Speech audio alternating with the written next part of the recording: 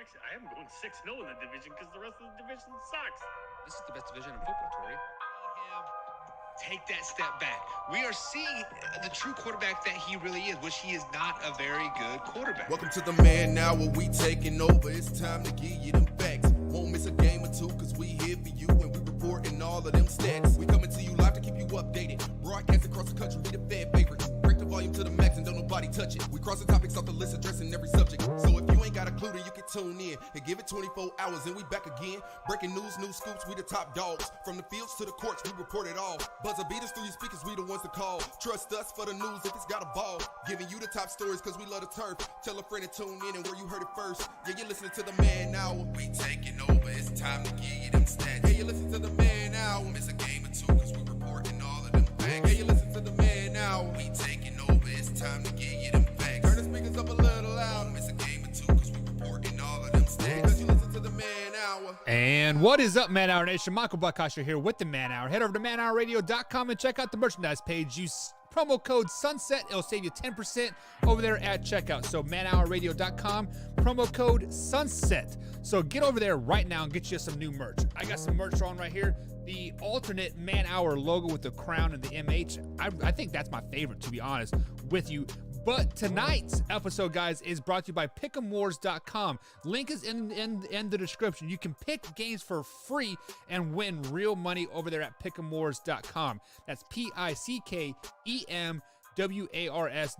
Pick'emwars.com. And just click the link in the description. It'll take you right there, and we'll get credit for that for you sitting over there. And that's how, we get paid in the end. So big shout out to Pick'em Wars and David and all the crew over there at pick'emwars.com. Speaking of crew, we do have a crew tonight, and I do welcome Tori Anderson on the show at manhour_Tori on the old Twitter machine. Tori, what is going on, brother? You talking to me? I am talking to you, good man. What is going on, Man Hour? What is going on, Mr. Buckheister? Happy to be here. It's a beautiful Thursday. It is Thirsty Thursday. Thirsty. Except, cheers. Except I don't have any water. So. Yep. So I on Thursday I get out of football practice early about 4 o'clock. I mowed grass for 2 hours and I drank about 8 beers. And I did pick up some trees. I drink about 8 beers. So I'm at least 12 beers in, if my math is correct. 12 plus 12 is 8, right? I don't know. But nonetheless, guys, we do have a lot of sports talk happening. We do some people here in the chat. We see Joey in the chat. What's going on, Joey? Congratulations on going to your first Packers game. I also experienced my game as well. A lot of fun. It's a great experience. Thank you for Tori for the opportunity. And my wife really enjoyed it as well.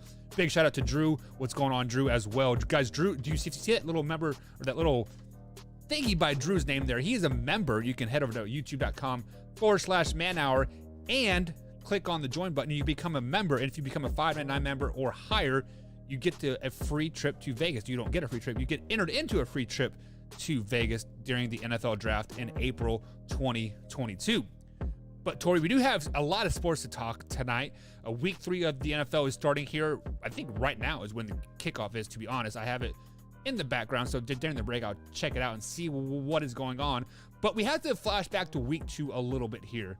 Your man, Mr. Green Bay Packer himself, Aaron freaking Rodgers, has basically had it up to here with the media. He says he's had enough of people questioning his commitment to the team, his health, his age, his lack of commitment to the team, etc. Tori, does Aaron Rodgers have a point of firing back and just tired of people questioning his abilities? Aaron's master level troll. We've talked about this time and time again. He will just throw random things out there. It probably doesn't mean a word of it that he says. Like, he's just like, whatever. So you're trying to say he's going to Michael Jordan? Could be. Like, he just throws things out there to see how far it goes and it gets run. Like, I wish I had that kind of troll game that he does. To just, because, like, there again, the composure of the guy is just amazing when he does go into troll mode. Yeah. So Drew says that Aaron started it. So Drew, how did Aaron start it by not answering any questions during the offseason, like, toward the media? Like, he was completely silent. I mean, he like maybe dabbled a little bit of sprinkle here saying I'm not unhappy, or like he wasn't happy, like he wants to be traded, but that's about all he said. And I don't even know if he really said that. It was kind of all like hearsay though, like the whole time, to be honest. But Aaron, we do have a right to question Aaron Rodgers' commitment, because he was so quiet during the offseason. He was this, he was very lackadaisical per se in the whole aspect of the offseason and training camp and etc. So now it was obviously directed toward a particular person that he has left nameless. Many people have speculated who it is. Tori, do you want to speculate who it is? It was me. It was you? I am part owner, so it's I don't me. think it was an owner. It was an ex-teammate, if I'm not mistaken. That's kind of what it sounded like. Which one? Like, you have so many, like you have Jermichael Finley that will just say whatever. And the thing is, like I said, I really like J Mike. I've met him before. He's a super nice guy. But it seems like anytime that there's anything Aaron Rodgers related, he will go and spout whatever it is to get his name in the headline. Like, he goes all Stephen A. Smith. I mean, Greg Jennings is like, I love Aaron, I hate Aaron. I love Aaron, I hate Aaron. I love Aaron, I hate. Like, he's so back and forth, it's not even funny. He'll be like, oh, I was just trying to report. I wasn't trying to start. I love Aaron. Like, he waffles worse than Wyatt when it comes to Aaron. So I don't know.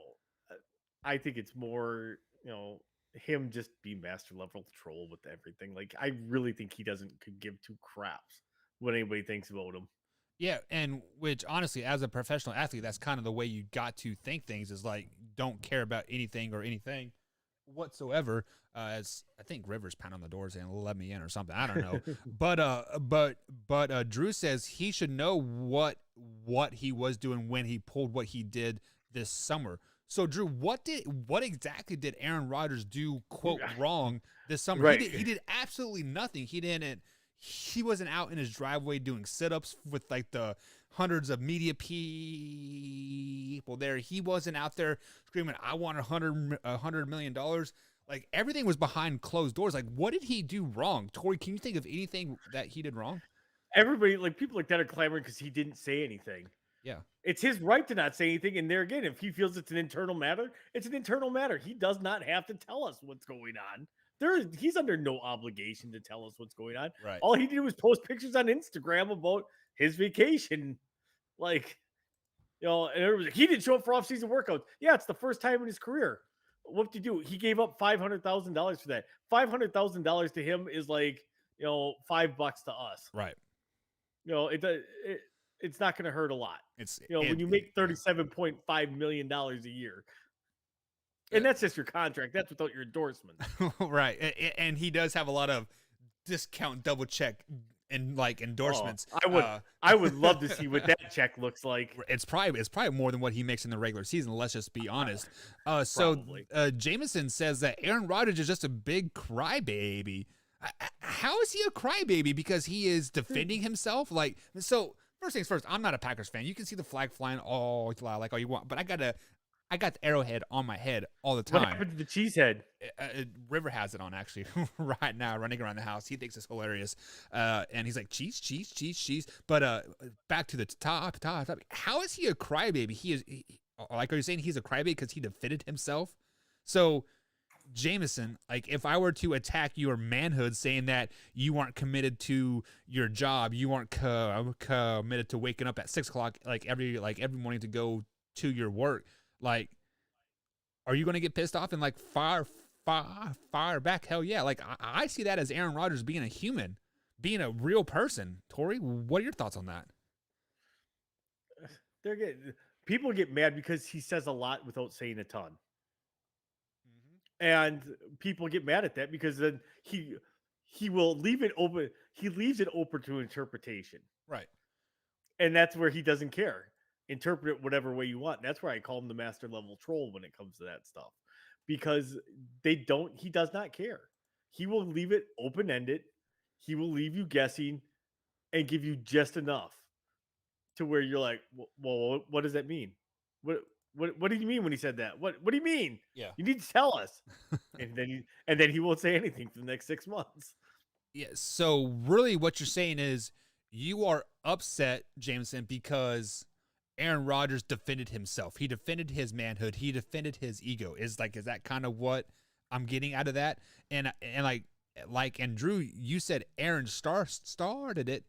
How did he start it by not showing up to camp? Like, did he start it by enjoying his life, going on vacation with his fiance? Did he start it by? Yeah, go ahead. Did he start it by drafting Jordan Love? Oh yeah, that's a great point, Tori. And being told shut up and do your job. You're the quarterback. Right. Hey, who said that? Was it the media that said that? Or? That was Gutekunst. That was the GM. Oh, okay. That was the GM and Mark Murphy that basically told him, "Shut up, you're the quarterback." And well, technically, he did shut up, and he is the quarterback, and he won another MVP. So yeah, didn't he technically do what they told him to do? Yeah, and he did shut up by not talking. Like, he could have easily sold millions of dollars worth of like interviews, right, with ESPN and everybody else, and, but he didn't.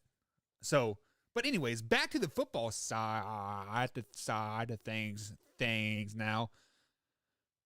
Packers, after the win on Monday night over the Detroit Lions, scored 21 points in the second half unanswered. The Packers are now 52% chance to win the NFC North. Tori, are they going to win the NFC North? Yeah, who else is going to win it? The Lions? No, they're not. Come on now. They have a 6% chance of winning the NFC, going to the Super Bowl. Are they the best team in the NFC? No, not right now. God, no. Have you seen Arizona play? Have you seen the Bucks play? Have you seen the Rams play? Have you seen the Cowboys right. play? Yeah. They're good. Well, I wouldn't put the Cowboys above them. But the thing is, it's a really good Cowboys. It's a good test for them against San Francisco in San Francisco this weekend. Like, that is going to be a great game. And I'm really looking forward to it. And I am actually probably going to take the Niners in that game. Yeah, we will be breaking down that game here, hour number 2 on the Man Hour. So don't get too carried away. But the Packers do not travel well to San Francisco for whatever reason. I don't know if they cross that East Coast time. Well, you guys are in Central. Like, if they cross that Central. Like, we're in American time. Yeah, not that European time zone you guys are in. If they cross that Mountain Time zone and they forget how to play ball, like, I don't know. But another team it's the Rocky Mountains. It's once they cross the Rockies, they forget how to play football because it's that whole West Coast. Yeah, but they play well in Arizona. And is in Arizona past the Rockies? No. Hey, Arizona's past the Rockies. You got to go past. You got to go over the Rockies to get to Arizona. Are you sure? That's math, I don't think bitch. so. No. You better check your geography, buddy. Right here. Like, seriously, I got a map right here. So yeah, New Mexico is right below Colorado, which the Grand Canyon is part of the Rocky Mountains, in which Grand Canyon is in Arizona. So you got to cross the Rocky Mountains to get to Arizona, Tori. Well, that's because it's all retired people and it's like Lambeau Field Southwest. Oh, there you go. Perfect. So you were saying that there is nobody in the North that compete with the Green Bay Packers, but you are overlooking the Chicago Bears right now, Mr. Tori Anderson. Justin Fields is starting this Sunday for his first career start. However, Matt Nagy says Andy Dalton is a starter when healthy. Are you buying anything that's coming out of that two-faced little boy over there? Watch my words. Yes, because it's Matt Nagy. And 2, a light shines on the dog's ass every once in a while. So he is right every once in a while. And there again, when Andy does come back, he should be the starter. He's the perfect quarterback for him to learn behind. He learns how to go through his progressions. He learns his reads. He learns how to not throw interceptions. He learns how to, not get your head knocked off as well, too. Like, to quote the replacements, you need to run around. Yeah, you try running. So with that being said, you can say what you want. I mean, the head coach should say what he wants, but at the end of the day, performance on the field doesn't lie. Let's say, for example, Justin Fields goes out there and throws 275, 2 touchdowns, and the Bears thump the Browns this week in Cleveland, I might add. Let's just say that happens. Does Andy Dalton's injury last another week? No. No, so you're saying no matter what, Andy Dalton's back next week as a starter. If he's healthy, I think they do. I think I give him credit. He's not a great head coach, but he's playing it smart. So I feel like the reason why Matt Nagy is so adamant of sitting Justin Fields is because he was the quarterback coach or some type of offense assistant in Kansas City when Alex Smith and Patrick Mahomes was there. And he saw the success that Patrick Mahomes is now having. Do you think legitimately that Justin Fields can have that kind of success that Patrick Mahomes seen his first 3 years as a starter in the NFL? Absolutely, I do.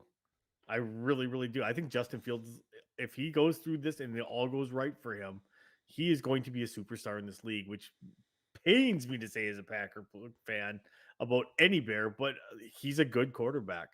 Um, big thing for him is getting up to that game speed. Yeah. He even though he said this game's kind of slow, well, it's kind of easy to say that when they're all playing at 25% speed, Exactly. and it's like it's preseason. I'm just trying not to get hurt. It's a whole different ball game now, as we saw last week when you go 6 of 13 and with an interception, and now the defenses are flying around and mixing up their looks on you instead of showing you a straight vanilla defense. But I think absolutely Justin Fields will be a maybe not quite Patrick Mahomes, but he could be maybe like a lot like a Justin Herbert.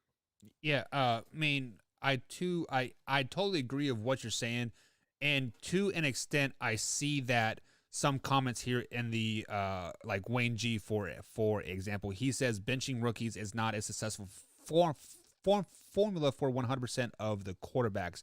Max should start right away. Fields shouldn't. Which that's exactly what we're saying is sit Justin Fields for a year. But on the flip side of that coin, guys, Matt Nagy is fighting for his job. If Matt Nagy goes 3-15, or is it 15? 3-14. 3-14. The odd and even numbers are kind of messing me up right now. Still to this day. So if they go 3-14, Matt Nagy's gone. Hell, if they're 3-9 going into week 14, I think he's fired then. So why would you fire a coach that late in the season at that point? Just to prove a point and build a culture for the next year? I don't know. Yeah, but any coach you're going to bring on, chances are, is going to be playing in the playoffs because you're probably going to be looking at somebody that's in the playoffs. Right.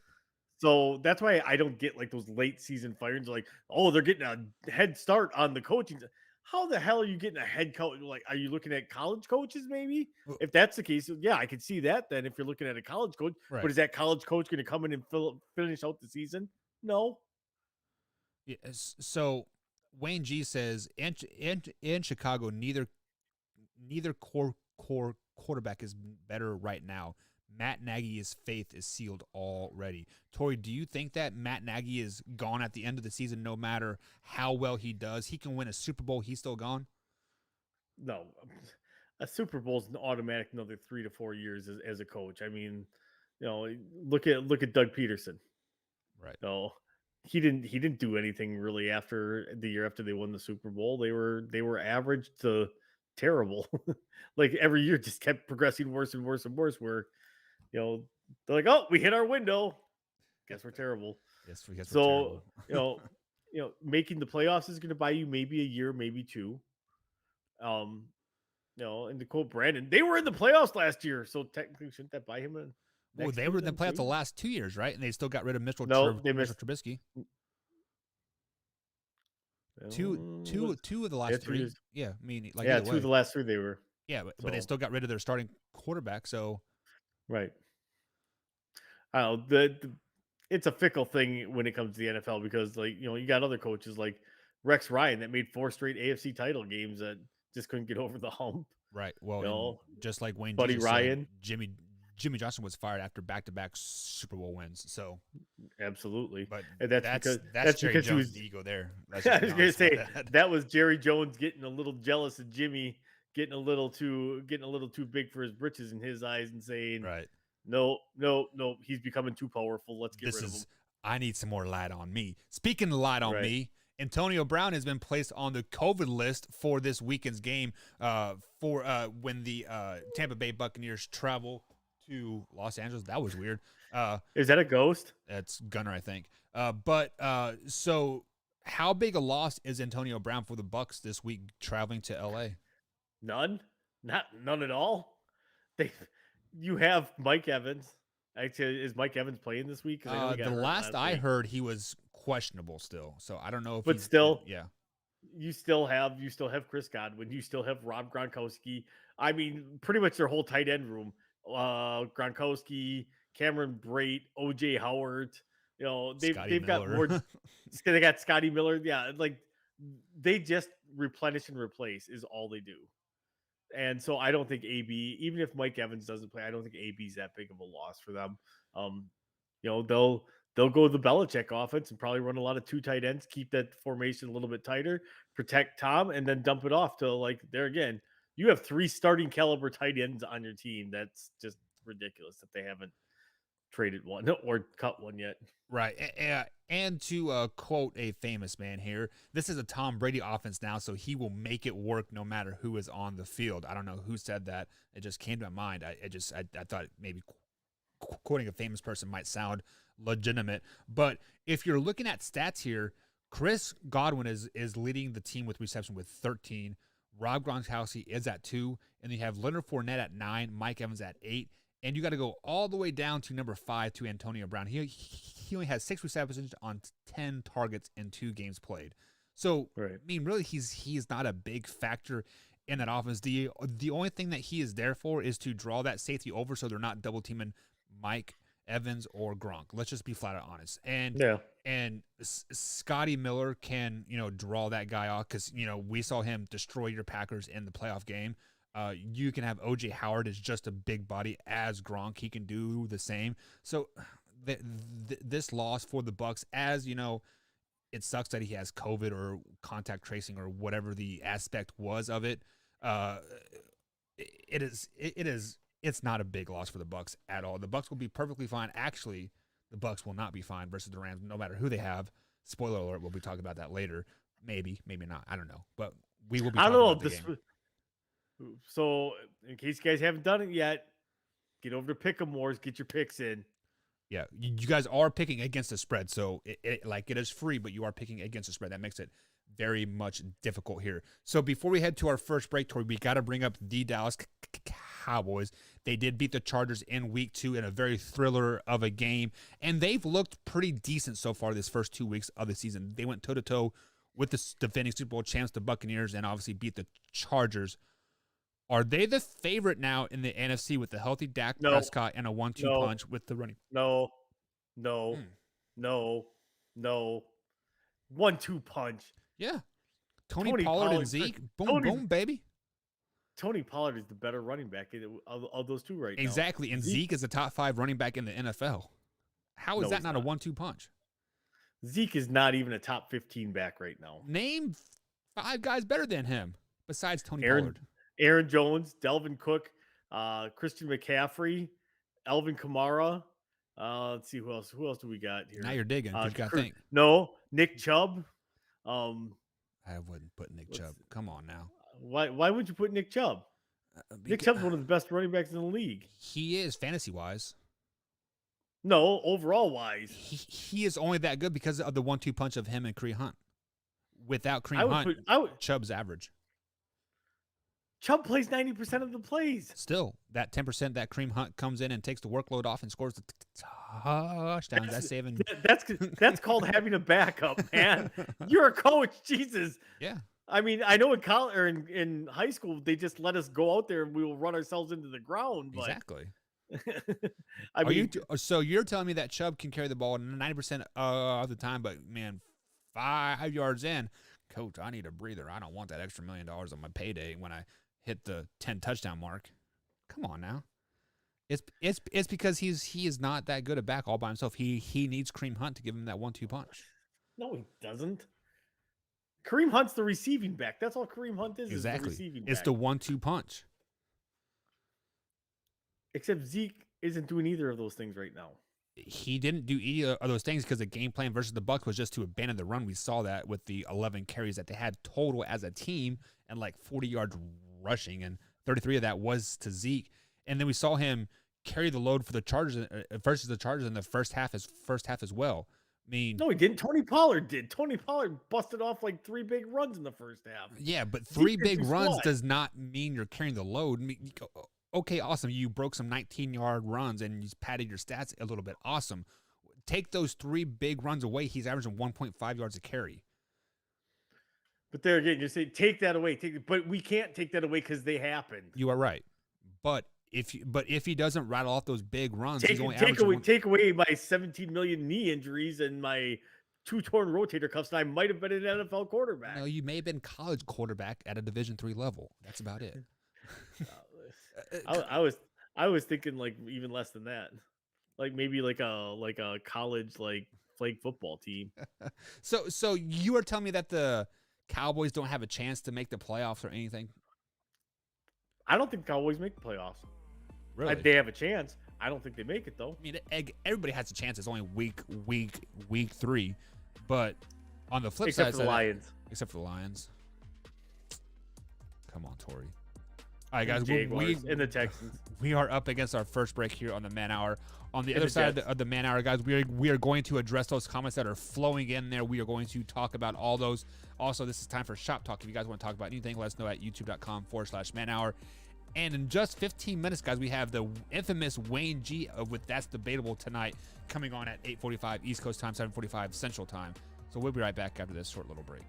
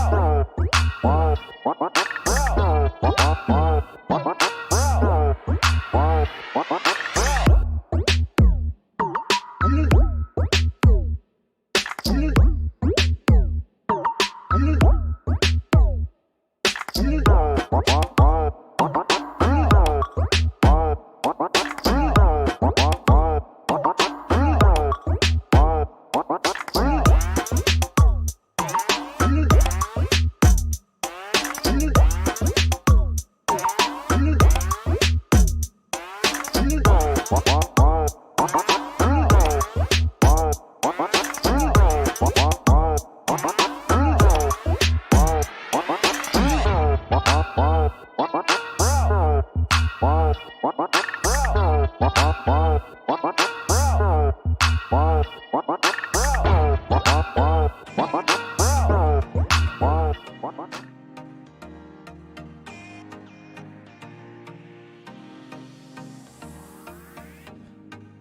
welcome back to the Man Hour, guys. Michael Buck along with Tori Anderson tonight. You can find us on Twitter machine at manhour_Buck and, of course, manhour_Tori, or you can find the actual Man Hour page on Twitter at man_hour_radio. We will be fixing that as soon as I can, but I just haven't had time to fix it. Tonight's episode is brought to you by pick'emwars.com. Click the link in the bio to sign up for free and win real money. That is pick'emwars.com, PICKEM wars.com. But it'd be awesome if you guys just click the link in the bio so we can get credit for sending you guys over there. So let's bring Tori back onto the show here. Tori, it is time for some shop talk, and there's some questions and comments that I wanted to address earlier, but I knew shop talk was coming up, so I kind of skimmed over them. So with that being said, Joey comes out and says this is when we're talking about Justin Fields versus the Browns. He says, oh, well, he's going to get killed by the super sack bros anyways. Do you think Justin Fields and the Cleveland Browns have any chance versus the Cleveland Browns next week? I mean, don't make your picks yet because we're doing that in about an hour with pick'emwars.com. But do they have a chance? I will save that for Pick'em Wars. I mean, everybody has a chance per se, but who are the Sack brothers? Is that Jadeveon Clowney and what's the other guy's name over there? Miles Garrett. I mean, Jadeveon Clowney's a shell of himself. Let's just be honest. Yeah, Jadeveon. You know how many sacks Jadeveon had last year? Like 5 Zero. in the last 6 years or something. He's zero been a last shell of year. himself. Yeah, he's been a very shell of himself. Oh, last year he played on 4 teams, right? He played on the Seahawks, the Titans, and then somebody else. I thought Cleveland. Yeah, I Was mean, it? No, yeah. yeah, There's a couple he teams. played on 2 or 3 teams. So I mean, he's definitely. I mean, I get what you're saying. I mean, the name Jadeveon Clowney puts fear in people's hearts because of that sack that he had in South Carolina. What, 12 years ago? Yeah, right. Tori. You know who he reminds me of? He reminds me of Javon Curse, Oh yeah. who took the league. He came out and played like a beast. And like, oh my god! And then like 3 years later, you never heard from him again. Yeah. What happened to him? I mean, obviously he retired or whatever. He, but yeah, I mean, after he left Tennessee, he signed that big deal with the Eagles, and then was like hurt like every year. Like I didn't know he signed injuries. with the Eagles. I thought he was with the Titans the whole time. Wow. No. That shows you how much I was paying attention after he left, huh? Wow.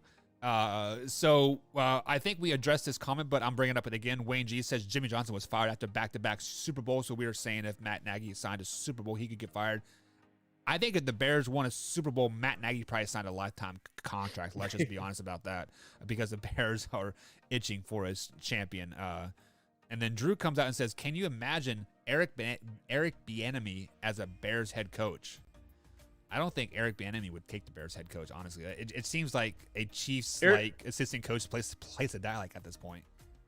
Eric Bieniemy will go to USC before he goes to the Bears. So it's funny that you bring that up because I was listening to a 4-letter network earlier today, maybe 2 days ago, and they said Deion Sanders was the front runner for the USC job. Mr. Really? Coach, yeah, So- Mr. Coach Prime Cool. himself. So you were listening to MHRN, Man Hour Radio Network? Did you say that? I did. Why would Deion Sanders be a perfect candidate for USC job? He wouldn't be. He's not seasoned enough. The Right. thing is, though, is what does he bring? The glitz, the glam, and the flash, and he's going to bring recruits. I mean, he's at a HBC school the way it is now and started pulling all these kids, or HSBC school, excuse me. Right. And, you know, he started pulling 4-star recruits to those schools. So what's to say he couldn't do it in a major program? I don't know. I think he kind of wants to take this program at Jackson State and say, I built this. Like, Right. this is the new house that Dion built. And they just beat Florida State, right? Was it Florida State I can't remember who they beat. Was it Florida State that they beat? Oh, I can't remember. probably because Florida State's terrible. Are they even a Division I school anymore? I don't think they're even a conference or like the MAC now or something. So Joey says Sam Darnold's gonna be a lot of fantasy points on Yahoo. Well, hell yeah! I mean, Sam Darnold has been underrated with the whole time he was at the Jets, and he's performing at the Panthers. So, Tori, you are the fantasy guru here on the Man Hour. Is Sam Darnold bye for the rest of the year? For the rest of the year, if you haven't picked him up already, you should have picked him up already. He's at least bye for at least the next couple of weeks. Even my thing is even if you're not looking at him as your starter, he's a great backup option for your bye weeks that are going to start rolling in, start week 4. Would you trade for Sam Darnold? Possibly, but it depend on what's happened at my quarterback situation. Like, so me personally, I have Russell Wilson. Am I trading for Sam Darnold over Russell Wilson? Probably not. Maybe week 8 you will, but so it all depends. So like if you've got an injury at your quarterback position, so like say you are terrible at drafting and drafted Andy Dalton to be your starting quarterback, you might want to pull the trigger on a Sam Darnold. Shots fired on that one because I did pick up Andy Dalton like the 9th round, I think it was, or something like that. He was still on the board. Yeah, but not to be your starter. Yeah. No, and this is how Buck loses fantasy football. And then Drew says, could you have played in the CFL? Drew, no. CFL is high talented there. Tori, like I don't know your athletic ability at all, but if you can't make it at Division I school, you're probably not going to make it in the CFL. Let's just be honest about that. CFL is very, very highly competitive. Hell, Johnny Manziel couldn't make it in the CFL. That just shows you. People don't realize it's a bigger field. Yeah. It is a bigger field than the NFL field. Yeah. That's a lot more running. Like, your conditioning actually needs to be tougher. And there's 12 guys on the field, too. So you guys forget about that as well. Joey says, are you all watching the Panthers game right now? We do catch it during the break every now and then, but no, we don't need that. Joey says, Green Bay needs a sign. I give you guys my undivided attention while I'm here, Joey. You should be doing the same. Yeah, we are not Brandon. Do we mean nothing to you? Do we mean nothing to you? We are not like Holmes. Like, what were we talking about? I just seen Conor McGregor throw the ball 4 feet. Careful. He'll come back yelling and be like, I heard you make fun of me. Green Bay needs to sign Vontaze Burfict. We need a big hitter. What do you think? What do you think about that? No, because he'll play 2 quarters and get suspended for the next 3 years. Is he even on a team right now? I don't think he's eligible to play in NFL, is he? I was gonna say, I think he's still suspended. Yeah, like I think he has a lifetime or an indefinite suspension or something. No, I think he's got like a year suspension because he was with the Raiders last and then got suspended again, and it was like 16 or 18 games or some crap like he got hit with. And Joey says, Coach Prime Time. It's not Coach Prime Time, it's Coach Prime. Prime Time is his alter ego on the football field. Joey says, shut up. He just had 2 big throws. Who had 2 big throws? Confused by that. Probably Darnold. Oh, okay. I had the Chargers quarterback on Yahoo too. Herbert. I mean, Herbert's definitely a top tier quarterback, I think. What do you think on that? Absolutely, Herbert's a top tier quarterback. Yeah. It's like I said, probably one of the best quarterbacks in the league that you never even really realize is one of the best quarterbacks in the league. Yeah. Who was Justin Hurts was the fantasy point leader for week 2, I think. Jalen, yeah. Quarter purse, yeah. So Jalen Hurts is the top scoring fantasy player right now in all of football. Yeah, and the second place was like 15 points below me. It was crazy, like how big the disparity it is. Aaron Jones' week 2 game kind of caught him up a lot in fantasy point wise. Right, yeah, the 4 touchdowns performance definitely helped, helped out a lot. So if you guys got any questions here before we head to our next break, send them in quick. But otherwise, guys, we are going to head to break. We got to bring on Wayne G from Infinity Sports with That's Debatable tonight. Tonight's episode is brought to you by Pick'Emores.com. Link is in the description on all feeds here. So head to Pick'Emores.com. Click the link in the description. You can sign up for free to win real money over there. So guys, we're going to take a quick little break. On the other side of the break, we're going to welcome Mr. Wayne G himself from Infinity Sports with That's Debatable. So stay tuned, sit back, relax, and grab yourself a drink. We'll be right back. Drink.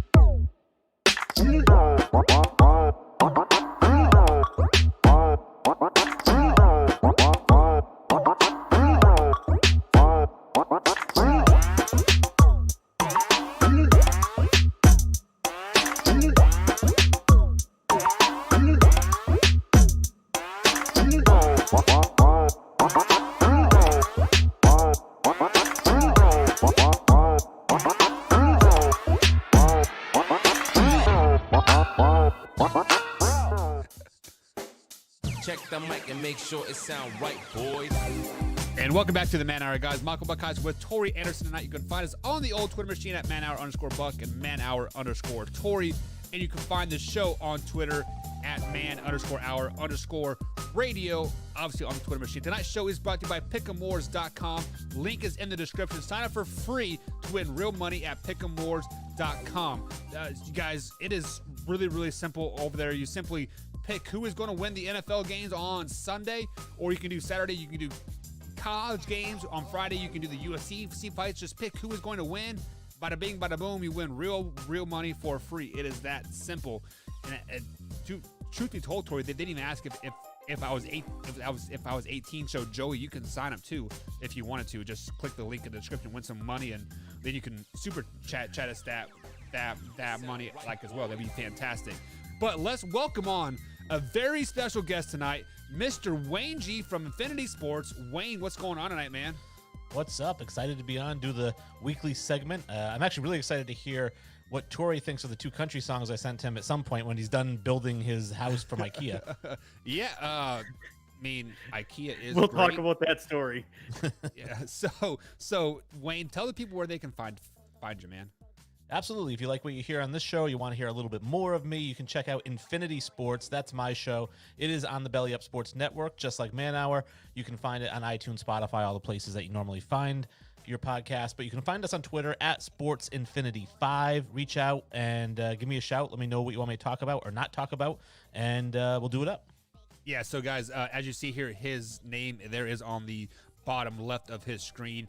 So Wayne, that's debatable. It's a very simple topic. You bring us 3 or 4 topics, and we see if that's debatable or not. So let's go ahead and get started, be a bad guy. Oh, we don't want Tori. Tori, get out of there. Yeah, so here's the first one. Basically, I was scrolling through Facebook like I do to find out what kind of topics people are debating during the week.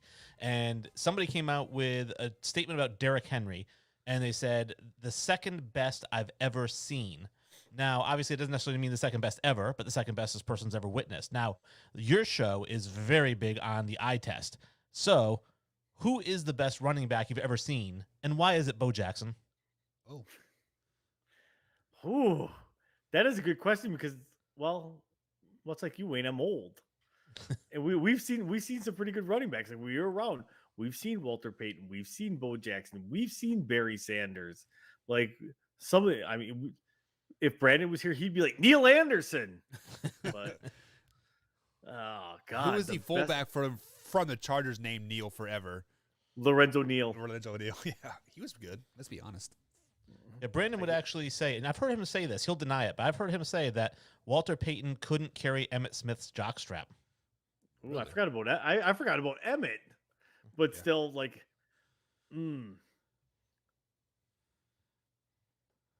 I got to go Barry just because Bo didn't play long enough, even though Bo overall, if he would have had a full career, probably has a better career than any running back Injuries obviously cut that down. But Barry just did things on terrible teams that, he would get hit in the backfield and make big runs and stuff like that. So, how many times did you see him go with his little self, run into that pile, and all of a sudden, poof, there he goes, and he's 75 yards down the field. So for me personally, if we're going to use eye test, just eye test wise, I'm going to go with Barry. Yeah, and then on the flip side of that coin, all those times you saw him break a yard or run for 75 yards, how many times did you see him run backwards for 25 yards, right? I mean, it's kind of a give or take. So I came into watching football when it was Emmitt Smith and Barry Sanders, and I think Marcus Allen was still in the very tail end of his career when he was playing with the Kansas City Chiefs. So the best that I ever, I mean, like obviously I did not see Walter Payton play or Bo Jackson or, but honestly, guys, I think the best running back that I ever seen play was Ricky Walters for the Philadelphia Eagles. I thought, if you want to go off strictly eye test, like he had the body, he was consistently gaining 3 or 4 yards every time. Like I felt like he carried the ball, and I felt like, like if he was maybe on a better team, he would have even had better numbers per se. So now, obviously, I'm not saying he is the best ever. Obviously that's Barry Sanders or Emmitt Smith, in my opinion, from seeing them play. But I like what Ricky Waters brought to the table, and he did have to pass the eye test for me. Yeah, I like it. That's an unorthodox choice, and I do like that. Obviously, I'm a Bo Jackson guy. He's my all-time favorite athlete in two sports. Yeah. And basically, when I tell people about Bo Jackson versus Barry Sanders, like Tori said, he didn't play long enough, but that's why I go with just the best I've ever seen. Barry Sanders was great, amazing lateral movement, but Bo didn't need that because I think people forget he's the fastest player in the history of the NFL, and he could also run over defensive linemen. I was gonna say he would just push him right down. Like that's why I was like, oh, did you see that stiff arm? I'm like, Bo was doing that to linemen, or just Right. like, get out of my way. Just getting, if Madden would have had its system today, his truck every year would have been 99. Oh, 100%. Isn't Derrick Henry's truck 99? Oh yeah, probably. And now Derrick Henry couldn't hold Bo Jackson's jock at all. Derrick Henry runs like a 4.7. Bo ran a 4.18 or 4.12. Really, I didn't know he was that fast. The only recollection that I have of Bo Jackson was when he played with the Kansas City Royals and he like caught that pop fly and then like ran like along the wall for like 3/4 of the field or something like that. That was absolutely just ridiculous. But yeah. He didn't run through. He ran up the wall and down it. No, he circled it. Like I know you're a Royals fan, and you probably remember this differently. But it was up one side and down the other. Yeah, It was just. I want to be perfectly clear. I horseshoe. did not see that live. I saw highlights of it. So I mean, they always play that game like every year when they play the George Brett Pine Tar game. Pine Tar well. incident. Yeah. Still one of the best meltdowns in baseball ever. Yeah. All right. What's next, Wayne? So the next one was somebody posted a meme. We had a picture of LeBron James standing next to Kevin Durant, and it said, "Nobody in history beats these guys in a 2-on-2 matchup." And I disagreed. I went with Kobe and Jordan, but I'm curious to see who you guys think could beat them, if anybody. Well, I'll go first on this one because basketball obviously isn't my forte by any means. But I think if you put a big man on there, like a true big man like Shaq, I don't think LeBron or KD could physically stop him. So if you have a facilitator at all, Jason Williams from the Sacramento Kings, who was the Suns point guard, Steve Nash, anybody that could dribble and maybe get KD or LeBron kind of like open and then get the ball to Shaq. Like, I think that's dominant there. So any facilitator plus Shaq, so Kobe first plus Shaq, Michael Jordan plus Shaq could definitely beat LeBron and KD any day of the week. See, I think because if you're trying to match them up, you don't want a true big man like that because you're going to be too slow for defense. I'm going to say I really like that Jordan Kobe one. I think that would be good. Bird and Magic. Yeah. To match up against them just because, Magic's the first five position player that there was really that he played all over the court for the Lakers. And if we're going like by era, like maybe even like put like give me Wilt and Bill Russell 2-on-2 versus them and watch them destroy them. That would be fun to watch because there's no way they would have to take everything outside because there's no way that they're getting to the rim. Yeah. So, Wayne, I guess the question would be, would it be true 2-on-2 rule? So like make it take it type thing. Yeah, Or- exactly. Make it take it, and Make then it- if you miss oh. the shot, there's no rebound. You just have to. It gets checked up at the top of the key. Okay, then that points I would probably take Shaq out and put a shooter in there. Give me Wilt and Bill Russell all day long on that one. Then What is a big man that can shoot like a mid range shot? Maybe like Paul Pierce, maybe. I think. Who's a big man? I mean, David Robinson, David Hakeem Olajuwon. Duncan, Olajuwon, Duncan could. Who would you have, Wayne? Like I said, I would go Kobe Jordan. I think that's the best matchup. But if we're gonna put a big man in there, it would have to be Wilt, just because he ran an 11-second 100-meter dash, so he can keep up with both those guys. I don't like Magic and Bird only because while Magic I think could guard LeBron, I think Durant would run circles around Bird. Yeah. Does But Kevin Durant really have that They lateral gotta get the quickness, ball though? though. Yeah. They got to get the ball because Bird's going to just knock down everything against Durant. He's going to be able to muscle him. I don't know. Durant's got that 7'6" wingspan. So. Yeah, he does block a lot of shots that are like, you're like, really? How did he block that? I mean, I definitely give him that one. So, I mean, it would definitely be a good game. I mean, And yeah, are we playing street ball rules? no blood, no foul. Yeah, I don't know. Well, then it's Dennis Rodman, Bill Lambert versus those guys. Yeah, we're playing no blood, no foul. Let me rethink this one a little bit. I'll take Ron Artest and Do you think somebody like AI could like go head to head with like a LeBron James or Kevin Durant and just beat him off the dribble? Yes, but I don't think he can guard either one of those guys. yeah, he wouldn't be able to guard him. Right. Okay. I mean, defense was never his forte, anyways. Well, he won a couple defensive player, or not defense player of the years, but defensive like team, right? You know what? don't He think never so. did. He actually led the league in steals like 4 times, but he was never an all defensive team. Really? I would not put that up there. That's crazy. Okay. Well, what's next, Wayne? All right, bringing it back to football. This one's going to be a fun one for you guys. This is really debatable because this is kind of a hot take. But the NFC West so far is 7-1 on the season. This weekend they're going 0-4. Oh, Tori, I'll give it to you first. Ooh. I would bet my life that does not happen. Because it can't. I would literally bet my life it wouldn't happen. I think that the Rams have a good chance to possibly knock off the defending champs. We'll talk about that a little bit later. Arizona, I think, is going to be playing with a chip on the shoulder after almost, should have lost that game last week because Minnesota had them dead to rights. And I think they play with a little bit of a chip on the shoulder. San Francisco plays my Packers. We'll talk about that later. And Minnesota, And Seattle. Minnesota, Seattle, and Minnesota's just not that good. Well, neither is Seattle. Yes, they are because I have Russell Wilson as my fantasy football quarterback. Seattle was good for the Colin. 8 weeks of the season.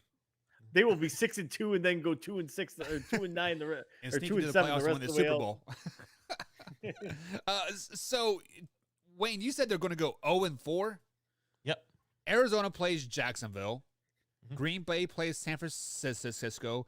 Who else do we got here? Tampa Bay The and the Rams. Rams play the Rams. Yeah, Rams Yeah. play the Buccaneers, and then Seattle plays Seattle and Minnesota. Yeah. You know what? 0-4 is a very good possibility, Wayne, just because Arizona is traveling coast to coast. They play that 1:00 game. That's 10:00 time in Arizona. Tampa Bay is a very good team. Seattle doesn't play well on the road. It's like it seems like, and San Francisco does have Green Bay's number when they travel to Candles. Is it still? No, it's called Levi's Stadium now. Levi Yeah, something. yeah, Like, but Candlestick show Park. us your show us your fly. I mean, 0-4 is a stretch, but if I was a bet man, it was like the odds were like 1-20 or whatever it is. Give me the 0-4 all day long. I like Jacksonville at home. I like the 49ers at home. I like Seattle, or like I said, I don't like them on the road. I don't like San Francisco at home. I don't like Seattle at like on the road. And who was the other team? Where are they playing again? Rams and the Bucks. Yeah, and obviously the Bucks are the best team in the NFL right now. Hands down. I definitely go 0-4 if I was a betting man. Give me 0-4 all day long. Yeah, that's what I think too. And the There you last go. one, Put your 14 parlay on it right there, folks. You heard it here first. Yeah, Lose your money. pick'emwars.com. the last one, I always like to throw a pop culture one in there for you guys. This one actually kind of born out of a sad moment over the past week since I was on the show. Norm Macdonald passed away from cancer, 10-year battle. He's one of my all-time favorite comedians. Yeah. And a lot of people didn't like him. Very dry, very deadpan, but that's what made him so funny. And so I had a couple of clips here. I hope you guys don't mind. I played my two favorite, probably Norm Macdonald weekend update bits. Do it. This is the first one. This is a classic Norm Macdonald joke. The richest girl in the world, billionaire Athena Onassis, celebrated her 10th birthday this week. What's it like to be the richest girl in the world? Well, to give you some idea, at the party, they had 2 cakes. And that's the kind of thing that people would just be like, that's not funny. I'm like, no, Yeah. it's really, even my daughter who's 13 thought it was hilarious. Yeah. And then this is the second one. This one's a little bit more for the mainstream. Kenny G has a Christmas album out this year. Hey, happy birthday, Jesus. Hope you like crap. That is classic Norm Macdonald Oh, right yeah. there. Wasn't he on a Who Lines Is It Anyway for like a little while too? I don't think so. I don't think I he don't ever think did that. no, he Like, didn't I do feel it. like he was on there. Okay, never mind. But No. anyway, so it got me thinking. I had the debate with people at work. If I said, hey, you guys got to build a Mount Rushmore, 4 greatest comedians of all time. Ooh. Again, this aren't your 4 favorite. This is like you've now got to commission this mountain. Who are the 4 guys that you're putting on your Mount Rushmore? Tori, you want to go first on that? No, I need to think. Go ahead, Buck. Yeah, me too. I mean, I'll give you mine if you want. Yeah. If you guys can think. go ahead. So my Mount Rushmore again, and this is just one of these guys is my favorite, but the other 3 I just think belong as the greatest: Carlin, Pryor, Seinfeld, Chappelle. So you're doing like TV shows? No, stand-up comedians. Oh. Stand-up comedian. Oh, Jerry Seinfeld. Okay, never mind. Yeah, you're right. Shoot. You know, I like Adam Sandler. Like I feel like his comedic genius is really overlooked because he started on Saturday Night Live and then kind of wrong. He started on Remote Control. What is Remote Control? He started on the Cosby Show. Well, He was I one don't of Theo's friends. I mean, like I know what He Cosby Show, was. but what is Remote Control? Remote Control was a TV show on MTV that was hosted by Ken Oberman. And Wow, was that it like in the 70s it or was- what? Like, it was in the 80s. okay, I wasn't born yet, so no. But I think you got to put Adam Sandler up there. Well, these are stand-ups. I mean, stand-up. Are you going to put him in, I know he's done some stand-up, but See, I don't know that much on stand up because, you know, like I grew up in a generation where stand up wasn't on TV. I mean, like Saturday Night Live was where you got your start, like I feel. So, I mean, if it's stand up, like I don't know. Like I would be drawing a blank, to be honest. man, you're in a house without HBO. What's going on? Yeah. HBO Max expensive. Hey, Man. he grew up in Kansas. They're lucky they had electricity. We're lucky we had internet. Like I got to get internet to my junior year of high school. So Tori's more my age. What do you think? Top Yeah. 4 stand-up Oh, comedians all time. See, you made some good picks there. Like you got to put Carlin and Pryor both have to be on there. I like the Stand-up puppet man. comedian. Who's the puppet Jeff man? Dunham. Shut Jeff up. Dunham. You need to be kicked off your own show right now. What? He's hilarious. Oh my god, no. I'm gonna put somebody a little bit more recent because I think she's freaking hilarious, and that's Amy Schumer. Like I Yeah. love Amy Ugh, Schumer's my humor. God, you just crapped on him about Jeff Dunham, and you're putting Amy Schumer on your Mount Rushmore of comedy. I'm about equal opportunity here. So Equal opportunity crap. I mean, I Well, saw this her may- Netflix special. That was horrible. This may come back to bite me when I run for Senate someday. Women aren't funny. Okay, sorry. Wow. I'm glad we called the man out. Or we just sexist And then- ourselves 100% right there. what's his name? Sam Kennison. Sam Kinnison's I good. would- Yeah. I would put Sam Kennison probably as my 4th one on there. You got a crappy Mount Rushmore. And, but no, I'm gonna say, like I said, because really looking at it, I mean, I will say this: those are the 4 best of all time. Kind of like we're talking about Barry Sanders, but Yeah. the best I've ever seen. All right, this is a guy who passed too young as well. But this is the funniest comedian I've ever seen in my life. Funnier than Carlin, funnier than Pryor. Patrice O'Neal. I think if he had lived a little bit longer, I mean, it was absolutely like butt busting funny. Yeah, see, and like I don't know who that is. Like You know what Patrice? Oh, you got to check out Patrice O'Neal, Elephant in the Room. It's going to be the funniest stand-up you've ever seen. Elephant in the Room. So one thing that everybody might know are the guys who did Who's on First. I think those guys were freaking hilarious. That's Laurel Laurel and Hardy? Hardy. Yeah, I mean, I feel like even to this day that is played and it was recorded way back when. I don't even when it was recorded. I mean, that's got to be on the Mount Rushmore, right? No, But that's not stand-up comedian. That's a TV show. well, that's a bit too. I mean, Yeah. name their second funniest bit. I don't know. Exactly. So, Right. Yeah. I mean, Because if we were get your doing point, that, yeah. I'm putting the Three Stooges up there. Because to me, the No, Three you Stooges could- are some of the funniest. listen, you're people done. ever. I'm taking away your chisel. You can't make any Mount Rushmore for anything anymore. Three Stooges was so dumb, Tori. Putting Amy Schumer and the Three Stooges. Get out of here.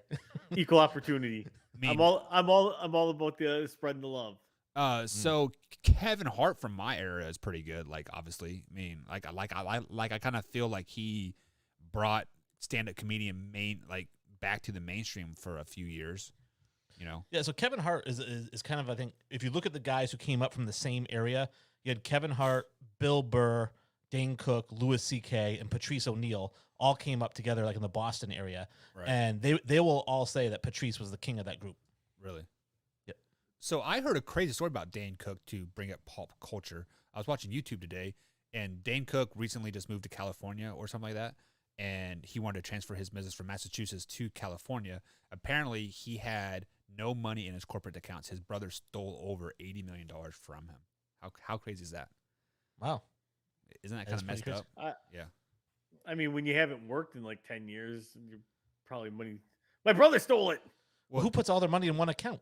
Well, no, Right. he had corporate accounts for like his TV or for like his merchandise sales and that kind of thing, and he had his personal account. So when he was trying to transfer the businesses over from Massachusetts to California, apparently he had like fake like FIN numbers, fake tax ID numbers. He couldn't even access his own bank account. So He grabbed his brother by the face and said, "I knew it was you. You broke my heart." And he kissed him. Kissed him. And All there right. again, I still never seen that movie start to finish. That's the second one. Yeah. What movie? Is that? But What's that? Godfather. I'm just Yeah, Godfather. I'm just playing. I've never seen it myself. I was gonna say. Yeah. I've never seen it. Like I've seen the whole movie, but never in one sitting. Yeah. Every time people bring up The Godfather, I think of the Family Guy episode when they're getting ready to like die. Like Peter's like, since we're going to die, guys, I have something to say. The Godfather's not that good. And he just like, and the episode ends. But Wayne G, as always, thank you for joining us. Tell people where they can find you. All that good stuff. Yeah, absolutely. Again, check us out, bellyupsports.com. You can find some of my blogs on there as well as find the podcast. And check us out at Sports Infinity 5. We'll post some of the podcasts on there, some of the blogs, and feel free to interact. Maybe you'll have an idea for what's debatable for next week. All right, guys. Wayne G, as always, thank you for joining us. We'll see you next week at 8:45 East Coast time, right here on the Man Hour. We'll see you next week, man. See ya. Bye, Wayne.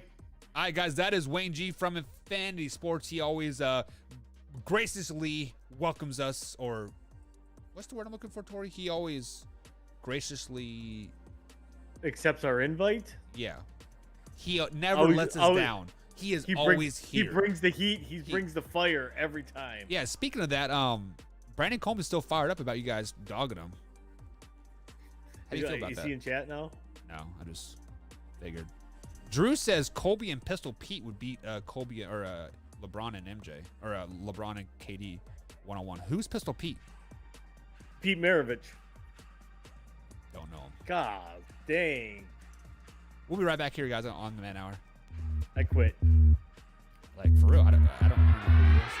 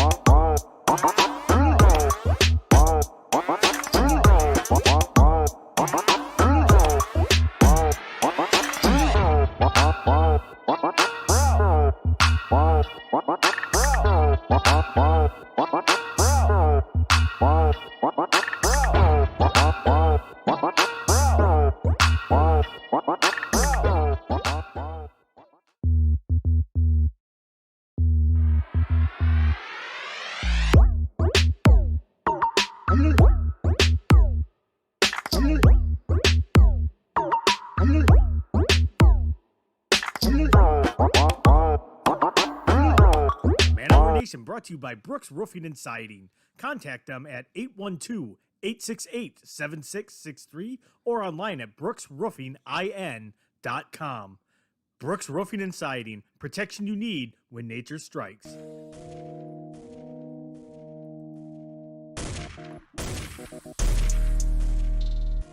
And welcome back to the Man Hour, guys. Michael Buckeyes along with Tori Anderson that I just went over to the chat here, and I saw Drew says, you guys forgot one major comedian, Robin Williams. Oh, we did. Yeah. Like, once again, I don't know him from his stand-up. I know him from his movies. So he was a great stand-up. You can look up the YouTube video, Robin Williams on golf. On golf. I think I've seen that one, actually. So, because we actually, when RTF Sports Talk or RTF Sports Network was around, we actually had a golf show, and that was one of their opening segments. And Drew also says, Tori, we are that old. I roll with the face palm. So I'm not for sure what you heard, Drew, but we were talking on the members only behind the scenes chat here, and like I said, Tori and I have like a 10 to 11 age gap, and I was like, man, like I didn't realize there was that big a generational gap between you and me, and it's kind of mind-boggling, or kind of like humbling, like, hey, you've seen Bo Jackson play, you've seen Walter Payton play, and like I've only seen highlights and stories of them play. So I mean, it's weird that just 10 years apart, that much stuff has happened, But let's go ahead and move on here, Tori. Let me get back to the rundown. Drew says, yep, 100% agree. So we have broken down some sports headlines. We talked Aaron Rodgers, Matt Nagy, Antonio Brown, and of course the Dallas Cowboys. We had That's Debatable with Dwayne G. We had a little bit of shop talk, but now it is time to get into week 3 of the NFL season. Tonight's show is brought to you guys by pick'emwars.com. In the description of every show that you're listening to, there's a link right there. The first link in the description is pick'emwars.com. Click on that link, sign up for free, and you get to play for free and get a chance to win real money over there at pick'emwars.com. Last week I won $10. I mean, it's $10, but Tori, it was free $10. So I'm ahead 100% on that $10. So pretty excited. I got like 12th place, I think, on the on the college pick'em. So guys, just know that you are picking against the spread. So it is very, very, very hard. So I mean, just bear with it, but it is free. Win some real money, and bada bing, bada boom, you're ahead 100% no matter what. But let's get into week 3 of the NFL. Tori Anderson at @manhour_Tori on the old Twitter machine. And before we pick our games, I got 3 games here that I really want to break down. You are going to tell me how each team can win and who is the X factor for said team as well. So one of the biggest games that I am going to be looking forward to this week are the LA Chargers traveling to Arrowhead Stadium to take on the Kansas City Chiefs. Tori, how can the LA Chargers win this game? They score more points than the Kansas City Chiefs and hold them to less points. Okay, Brandon Coleman's just saying, just show up. That's a John Madden take right there. Right. All they're gonna do to win this game is bam, they gotta score more points than the other guy. Bada bing, bada Thank boom. you for that insight. Awesome. Here, let me mark up the entire screen. But So seriously. for them, they gotta play better defense than they did last week. I mean, and they got to take care of the ball in the red zone. They had so many opportunities in the red zone and got what I think it was 3 touchdowns got called back because of penalties. Oh, it was horrible. Yeah. They should have hammered the crap out of the Cowboys last week. There's no way that game should have been as close. The Chargers moved the ball at will and then just kept shooting themselves right in the foot. Yeah. So they have to finish off those red zone opportunities. They have a good offense. It's just a matter of them capitalizing on and hoping that their defense can stop Patty Mahomes. Yeah, so many people think when you play the Kansas City Chiefs, you have to go offense for offense, blow for blow, 55-54 game like, well, it was a Ram and Chiefs like 2017 or 2018. You know, it's the highest scoring game on Monday Night Football game ever. That is not how you beat the Kansas City Chiefs. How you beat the Kansas City Chiefs is a solid running game and put pressures on Patrick Mahomes. What cost the Kansas City Chiefs game on Monday night or on Sunday night versus the Ravens? They put Patrick Mahomes pressure. He threw a stupid interception, and they were stopping the run, and they made Edwards-Helaire fall out with the ball. That's exactly what the Chargers have to do. They need to keep the offense off the field, run the ball, let Austin Eckler eat. You know, he has 24 carries for 111 yards on the season and 2 games. Austin needs 24 carries this game alone. Take Herbert out of it. Give the Eckler the ball. Let him eat. And then when you are in there, Nick Bosa, right, is his name? Not Joey Bosa. Nick Bosa needs to get in Patrick Mahomes' face over and over and over again. Patrick Mahomes needs to be hit at least 12 times in this game for you to have a chance. If the Kansas City Chiefs offense can find any type of rhythm whatsoever, you are absolutely screwed. Keep them out of rhythm by popping them in the mouth and keeping the offense off the field. Like, that's how the Chargers can win versus the Kansas City Chiefs. So, Tori, on the flip side of that, how can the Kansas City Chiefs win this game? Are they playing at home? Yes, they are. Show up. Show up. Okay, let, Brandon. let that Kansas City crowd do what they do best and get loud and drown out everything, causing unforced errors or and unforced penalties on the Chargers. Like, they, they're again loudest stadium in all of football. Facts. Let them go. They are going to crank it up. It's a divisional game, so they're going to crank it up to about 13. And, execute. I mean, if you're executing, I don't care what team, I don't care if the worst team in the league, if you're executing, you got a good chance to win the game. So, get the ball and exploit your weaknesses. So I think they're going to get the ball to Kelsey a lot this week. Yeah.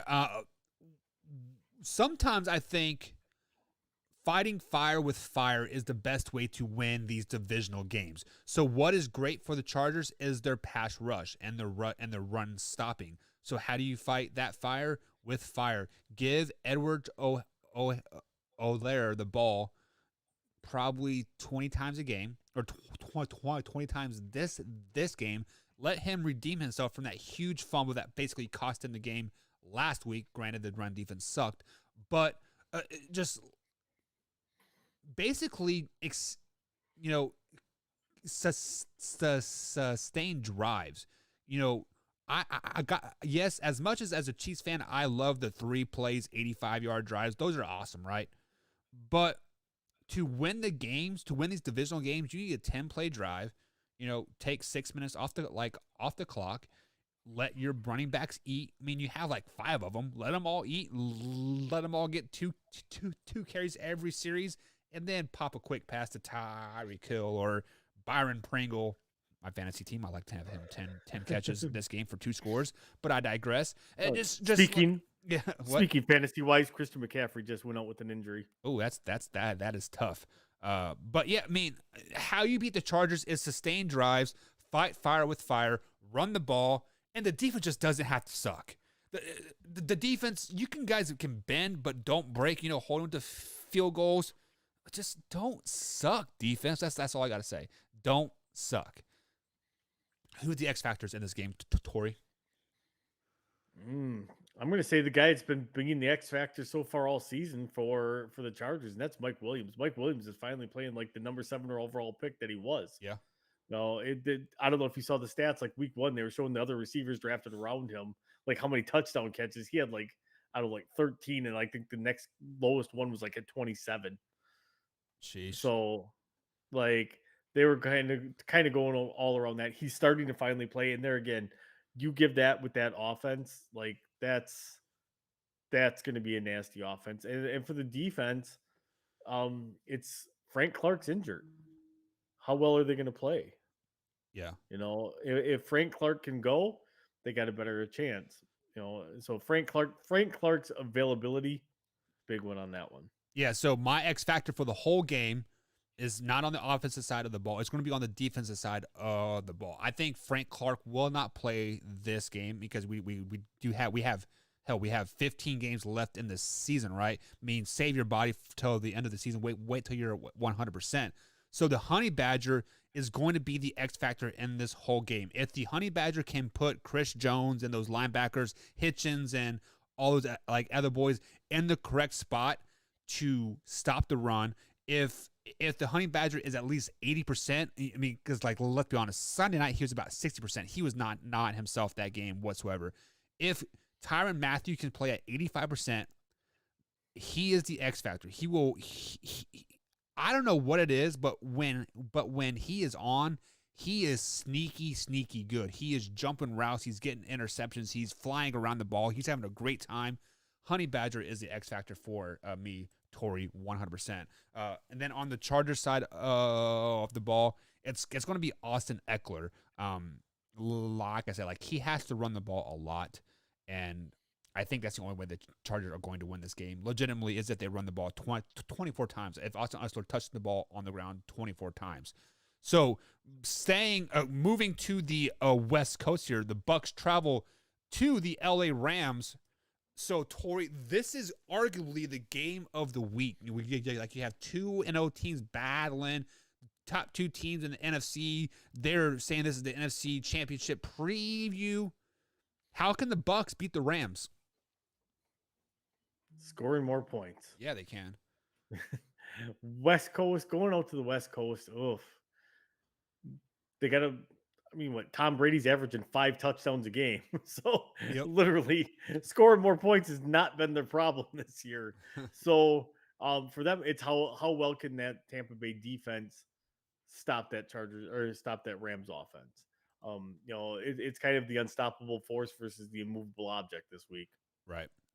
Yeah, this is a like I said, like how you shouldn't fight fire with the Kansas City Chiefs offense.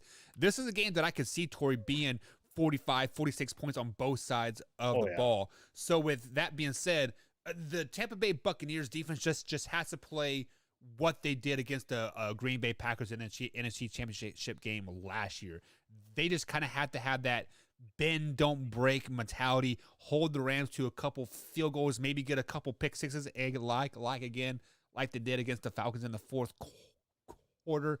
But I am curious to see what their cornerback position is, you know, because they're obviously working players out to fill the guy's name slip of mine, but he broke his elbow or dislocated his elbow. He is out for the rest of the season. So I'm curious to see how that defense can hold up. So how can the Bucks beat the Chargers?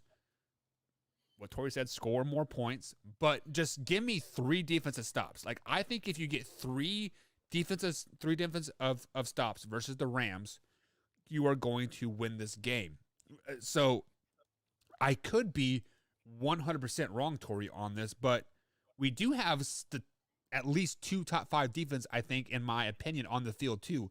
The Rams are a great defense, and the Buccaneers are obviously pretty damn good as well. I don't know where we would rank them as far as a ranking scale. So how do the Rams win this game? Exploit a defense that can't be exploited right now. A defense that's playing extremely well. You know, they're again slow down Tom Brady. It's the exact same. It's true. Have your defense try to slow down Tom Brady. Tom Brady is prone to throw interceptions once in a while. Right. And bring the pressure on him. If they can bring the pressure, get Tom out of his rhythm, get him force him to make a couple of turnovers, and they take advantage of those opportunities, they have a great chance to win this game. Plus, they're at home. Right. That count. It does count for something, unless you're in Jacksonville, and then it just doesn't count for anything. Or if you're a Raiders or Chargers, because they technically don't have like a home. I don't know. Their home fields are weird, but maybe it's a destination for those guys. But I think the Cowboys laid out the blueprints this year of how to beat the Bucs, Tori, to be honest. And I think that is how the Rams can win this game, is totally exploit the run. Yes, they have Darrell Henderson and Sony Michel as their running backs. I don't have a lot of faith in either of those guys. Let's just be flat. Well, that's because Henderson's probably not going to play this week, and Sony Michel will be the featured back. Right. So do what the Cowboys did. Totally abandon the run. Exploit that new cornerback that the Buccaneers have. Yes, he has a week under his like his belt. I get it. But exploit the new guy. Pass the ball 60, 70 times in this game. Let Matthew Stafford throw for 500 yards. I think that's the only way you're going to beat the Buccaneers. The Dallas Cowboys laid out the blueprint for how to beat the Buccaneers. They didn't execute because, it's still week one. Dak wasn't there yet. Cramps, you can say whatever you want. But if the Dallas Cowboys play that same exact scheme versus the Buccaneers in week 5 or week 6, I think the Cowboys win 9 out of 10 times. And I think that is how the Rams can beat the Buccaneers. Throw the ball all over the field, pick on that new cornerback, and that's how they're going to win. So give me an X factor. Sony Michel on the offensive side, because there again, no Darrell Henderson. You are looking at Sony Michel being your lead back. There again, you still have to have some semblance of a run in order for them to make them, respect your passing game. So you're still going to have to use him quite a bit. I don't know which way you're going to use him, but that's the biggest X factor for me is Sony Michel in this game. He could be the deciding factor how well he plays. Yeah, and then on the Rams side of the ball, we talked about this receiver a little bit. I believe it was Tuesday's show. Cooper Kupp, like how he is quietly having a great season, and I think Cooper Kupp is the X factor because I think he will have that backup quarterback on him most of the game. So Cooper Kupp should be getting 20 targets easily in this game with 12 to 15 catches. So I'm no fantasy guru like Tori, but I would be starting Cooper Kupp in this game 100%. Now on the Bucs side of the ball, I think the X factor is going to be playoff Leonard Fournette. Can Leonard Fournette play like he did in the playoffs? Because I think that will be a deciding factor to like how the Bucs can win. He breaks off a few big runs, does that quick passing game. Kind of slow the game down a tad bit, and ultimately I think Leonard Fournette will be the X factor for the Bucs. What about the Bucs for you? For me, it's Scotty Miller, because if you're going to be down Mike Evans, if you're going to be down, Antonio Brown, Scotty Miller's the next man up, and it's going to be on him to kind of take a little bit of heat off of Chris Godwin, and obviously Gronk and OJ Howard and Cameron Brate as well. So, but how he plays opposite of him is going to go a long way in deciding this game. There's games that you are glad your players missed because it's maybe a meaningless game. However, this could be a game that at the end of the year would be like, oh, remember when? And it's deciding the number 1 seed. Yeah.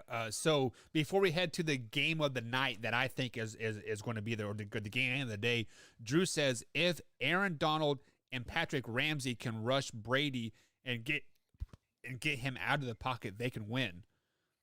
I think Tom Brady is going to release the ball too fast for them to even get a pass rush. Like Tom Brady's averaging like 2.1 seconds from snap to throwing the ball. I don't think you can get a pass rush. What do you think? Well, since Jalen usually is covering the number 1 guy, he doesn't rush a whole lot. But you have Aaron Donald, you have Leonard Floyd, who experienced a career revival going from Chicago to the Rams. Yeah. If they can get pressure, that's anybody. That's any good quarterback throughout the history of quarterbacks. Is if you get pressure on them and knock them around, it's any of them. Right. If you can get to them and knock them around, they're going to lose confidence. They're going to, get rid of the ball a little bit quicker. They might flinch a little bit quicker, all that good stuff. So, it's an old adage, but it holds true. Here's the problem though, Drew. If you look at Tom Brady wrong, you're getting a 15-yard roughing the passing penalty. You get 2 of those, you're ejected from the game, right? So I think that alone limits a lot of the pass rush too. And then Drew also says Kupp is awesome. Yeah, I do agree. I think Kupp is going to have a great game. He also says Kupp is the Rams version of Tyreek Hill. Would you compare those two? No, God, no. He's bigger. Cooper Kupp's way bigger receiver than Tyreek Hill is. I would put there's Cooper no Kupp more of like a Devontae Adams type thing. Like I would say possession Cooper type guy. Kupp's a white version of Jordy Nelson. A white version of Jordy Nelson. That a kid. I love it. So let's talk about the game of the night here. The Sunday night matchup, the Green Bay Packers travel to San Francisco to Levi Strauss Stadium now to take on the 49ers. How can the Packers win this game, Tori? By getting on a plane and going home and hoping the game gets canceled. Yeah, COVID game. I do not give my Green Bay Packers a lot of hope in this game.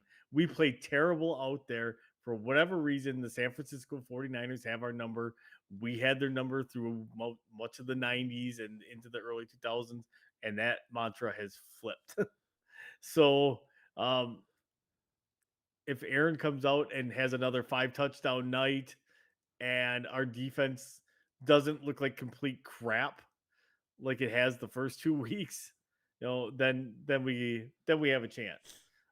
Which rumor has it that the defensive coordinator is already in hot water in Green Bay. Sheesh. So correct me if I'm wrong. The last 3 seasons, you guys have traveled to San Francisco in the regular season, right? And we have gotten trounced. Have you won one of those games at all? So I think that is how they can win this game, is they have that chip on the shoulder, because it's kind of like they're home away from home. They seem like they go there so freaking often. How they played there 4 times in 3 years, right? So no, but to be honest, I think they take the Dallas Cowboys blueprint like they had against the Tampa Bay Buccaneers, and I think Aaron freaking Rodgers is going to throw the ball 40-plus times in this game. They are going to try to exploit that San Francisco 49ers back 7, because let's just be honest, the front 4 is damn good. They have Joey Bosa. They drafted that kid last year. His name slipped on my mind, but he is just as good as Joey Bosa. Not as good, but he is Solomon Thomas. Yeah. So Aaron Jones' running game is probably going to be shut down a lot, but the short passing game and the deep threat is going to be there. So the Green Bay Packers are going to throw the ball all over the field, and that's how they're going to win this game. I don't want to say Devontae Adams because that's the easy way out. I would say Lazard has 15 catches in this game. I think Lazard has a big game. Have you watched the first? Lazard hasn't even been a factor. That's fine. That is fine. That is why they're going to leave him on a linebacker. And bada bing, bada boom. I'm open, baby. Just win, baby, win. But how can the 49ers win this game? Show up. That's a lie. That's a lie. Be like, win the coin toss. So, hey, can I tell you? Win the coin toss and elect to receive in the second half, and you win the game. Can I tell you a quick story about a coin toss? Sure. So I read a joke on Facebook. A girl or a guy takes a girl out to the football game. She doesn't know anything about football whatsoever. After the game, he asks, like, "Hey, how was the game?" And she's like, "It was fun. I really like the tight pants and the big, strong arms, but I'm really confused." And he looked really baffled and was like, "Why are you confused?" It's like, because they flipped a quarter at the end at the start of the game, and one team won, and the whole time they're trying to get a quarterback, and she's like, "What do you mean?" All I heard was, "Get the quarterback, get the quarterback, get the quarterback." And I was like, "Guys, it's just 25 cents. Relax." That's a terrible joke. That is a complete. That is a gym teacher joke right there. I'm a dad. It's a dad joke, 100%. How can the 49ers win, Tori? do the same thing that the Saints did, shut Aaron down. Like I have a terrible sinking feeling for this game. Yeah. Like awful. Like whatever the spread is, take the Niners and the points. Well, we will do that in the pick'em. So you're saying that San Francisco 49ers simply just have to not suck this game, play a B- game, and they're going to beat your Green Bay Packers? Think so. They've got something to prove. This is a Niner team with a chip on its shoulder from last year. They are like, I don't care who you are. We are going to try to tear you apart. Yeah. I didn't think that my Packers were going to start the season 1-2, but I think now they're going to start the season 1-2. Yeah, so how the 49ers can win this game in my book is not play the two quarterback system. Yes, I know Trey Lance brings a different dynamic than Jimmy G, and Jimmy G does this and this, and Trey Lance does this and this. Scratch that. Leave Jimmy G in there. Let him gain the rhythm. Let him gain the confidence. Let him get the team behind him. Jimmy G and George Kittle are going to connect a lot this game. But however, Brandon Ayuk is going to go off against Kevin King. Tori, you know how pissed off Wyatt was when Kevin King got burned on the halftime play and you guys didn't draft a cornerback like in the draft. Brandon Ayuk is going to make Wyatt Williams freaking irate. Brandon Ayuk is going to expose Kevin King all game long, running slants routes. It's going to be Jimmy G to Brandon Ayuk. That's all you're going to hear. Jimmy G to Brandon G to Ayuk. That's how they win the game. Quick slants to Brandon Ayuk. Make that associated part of your running game. I don't care that they have the highest paid fullback in Jezebel or whatever the hell that guy's name is. Jerzik, yeah, it's Jezebel. But George Kittle probably won't be much of a factor. It's going to be a lot of Brandon Ayuk and then deep to Debo Sanders. That's how they're going to win this game. How many catches does Brandon Ayuk have this year? 6, I do believe, wasn't it? He has one. He has one. That's catch. it. Okay, that's one fine. catch. Just like Brandon Lazard. He has 6. He has 6 yards. One catch for 6 yards. Maybe that's what I saw. I'm going to tell you, and I'll tell you my X factor when we get to it. Then. Who is your X factor? For which team? Whatever one you want to bring up. Is it going to be Brandon Ayuk? No, it's going to be Elijah Mitchell. Okay. So Elijah Mitchell right now has 36 attempts for 146 yards and 1 touchdown. The Packers have proven they can't stop the run. Right. It is going to be Elijah Mitchell show all day long. The last time they ran the ball like crazy on us was Mostert, and he ran for 200 yards and like 3 touchdowns, and we couldn't touch him. So I think it's going to be the Elijah Mitchell show for the Niners. If Elijah Mitchell does play, I will give you that he is listed as questionable. Yep. Trey Sherman is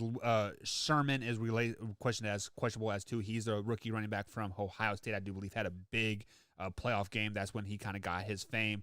But my X factor is going to be, like I just said, Brandon Ayuk. Yes, he only has 1 catch of the like on the season.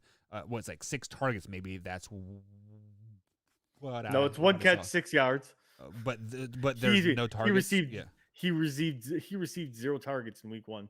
Wow. So he must have been hurt because Brandon Ayuk was their number 1 receiver pick a couple years ago, wasn't he? He was Brandon. I don't know where he is now. Yeah, but I think he is going to have a big game. He is, everybody's bound to have a breakout game, and the X factor for me on the Green Bay Packers sides is going to be Davante Adams. I think Davante Adams has a big game.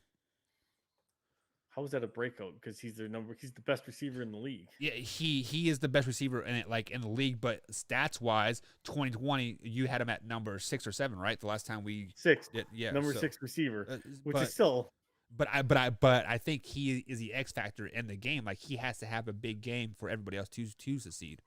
See, I'm going across the field on him and taking MVS. MVS right now has 3 catches on 12 targets on the season. He needs to get it going in order for this offense to really start getting in rhythm. I mean, Lazard was the number 2 last year. Lazard got bumped down. MVS is at number 2. He needs to start playing like it. Does one of your tight ends need to step up too, like Tunyon or Tunyon? You mean the tight end that led the league in touchdowns for tight ends last year? Yeah. Yeah, that's not really stepping up. He's always going to be there. Well, but like, has he the touchdown yet this year? I don't think has he. Yeah, he did. He caught one last week. Okay. Jesus, Buck, you were at the game. I was at the game, but I was a little. I not don't. at What's the that game. mean? I was. What's that drunk. mean? Tori, I was drunk. I was fucked up. That's blasphemy. That's a sin. All right, guys. So Jesus is watching you. We are going to take our quick little break. On the other side of the break, we are going to go to pick'emwars.com and pick our games for you guys. This is against the spread, so this is not for the wheel of death by any means, but it is. Okay, it is. So I'm going to win because just win, baby, win. I maybe call me Al Davis, but we'll be right back, guys. Pick'emwars.com, link in the description. Click on it. Give us some love. Just sign up. It's free. It's free. That's all you got to do. Just sign up. Just sign up, baby. We'll be right back.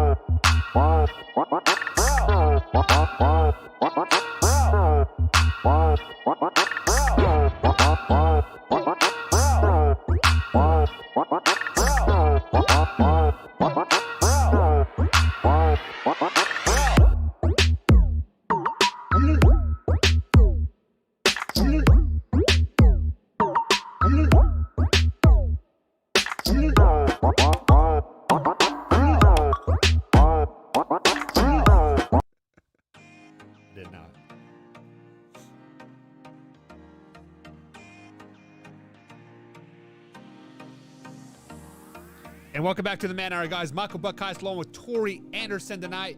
It is that time of night where it is time to go to pick'emwars.com and make our picks, Mr. Tori Anderson. So I know you're on your computer, so if you would be most kind, go to the description, go ahead and click on that link in the description, go to pick'emwars.com, Tori. If you're not signed up already, which you should because I think you did, you got top 7 last week, right? Yeah, I can't remember. But as soon as my computer stops acting up on me, we will go over to Pick'emwars. So I don't know what's wrong with this, like this 5th screen that I have on here, but it likes to blink on me. So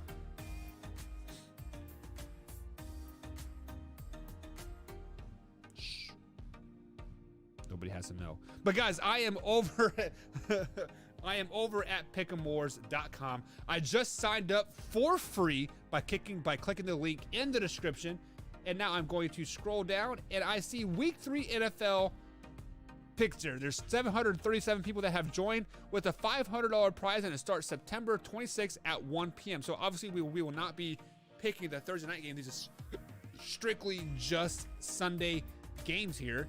So I need to put in a username, and it's going to be Buck is my username, of course. So Tori, if you are there, let's go ahead and click on and make some picks, big guy. So the first game that we have is Washington football team at Buffalo Bills. The Buffalo Bills are an 8.5 point favorite. Who are you taking?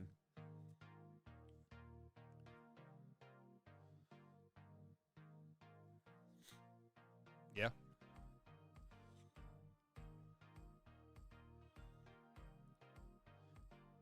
Yeah. 8.5 points is a lot for like a spread. But the Buffalo Bills are pissed off. I mean, we saw 35 points against the Miami, a division foe. Give me the Buffalo Bills and the points at home on this one, Tori. Next up, we have the Chicago Bears traveling to Cleveland Browns. The Cleveland Browns are 7.5 point favorites, so they're minus 7.5. That means that they're giving up almost 8 points to start the game. But who do you got?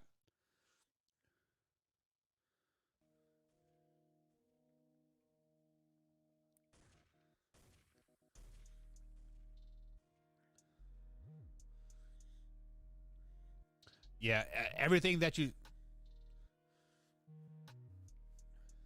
Yeah, you are exactly right. Especially like on the road. Your first start on the road, that's even tougher, especially in the dog pound.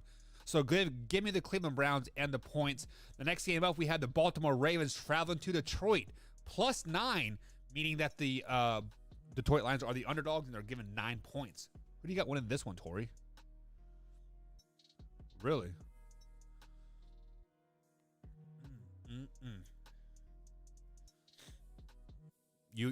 You are right, but Ford Field is a tough place to play. I was there when the Kansas City Chiefs traveled to Ford Field a couple years ago, and the Kansas City Chiefs were a dominant team. I think they won the Super Bowl that year. They did win the Super Bowl that year.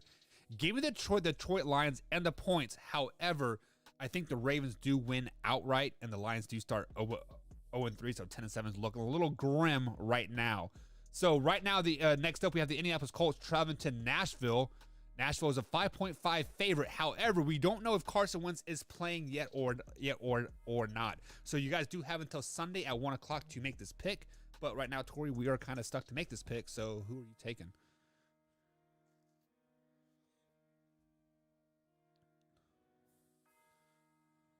Yeah.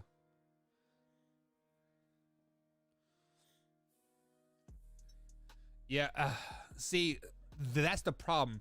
However, I do like the Colts in this game. I'm picking the Colts to win this game and win outright. So give me the 5.5 points, like obviously, but I'm still going to take the Colts to win this game over the Tennessee Titans. For whatever reason, they play really well in Nashville, and Tennessee always plays really well in Indy. It's kind of opposite, but for whatever reason, it is what it is. Then the game that I'll be watching on Sunday, the Los Angeles Chargers traveled to Arrowhead to take on the Kansas City Chiefs. The Chiefs are a 6.5 favorite, Tori. Who do you got?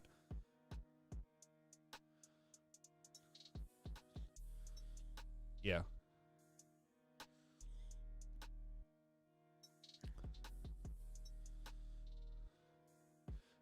See, I if you were to tell me that and that ended it, I would totally believe you.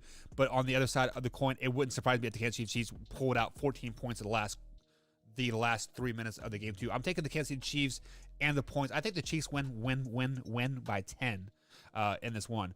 So these next couple games are some of the closest games of the afternoon. The Saints travel to the New England Patriots. The Patriots are 2.5 favorite, which is surprising to me.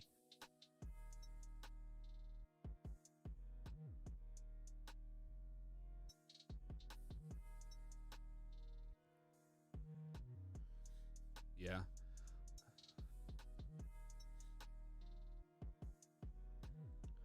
And for whatever reason, Bill Belichick is always really good at home. So give me the Patriots with the 2.5 points taken away from there. And then the Atlanta Falcons travel the New York Giants, 2-0-2 teams. The Giants are favored by 2.5 points. Who you taking?